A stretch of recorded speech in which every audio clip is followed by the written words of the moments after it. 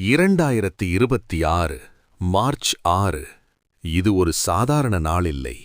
அன்று கர்மத்தின் நீதிபதி சனி பகவான் தன் இடத்தை ஒரு ராசியிலிருந்து மற்றொரு ராசிக்கு மாற்றுகிறார்.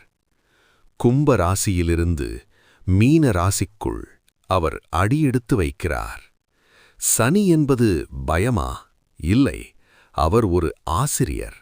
உழைத்தவருக்கு உயர்வு கொடுப்பார், தவறியவருக்கு திருத்தம் கொடுப்பார். அதிகாரம் வேண்டுமா? அப்போ பொறுப்பு ஏற்கணும். இந்த சனிப்பெயர்ச்சி சிலருக்கு சோதனை, சிலருக்கு சாதனை. தாமதம் இருக்கும், ஆனா தோல்வி இருக்காது. நேர்மை இருந்தா நேரம் உங்களுக்கே வேலை செய்யும்.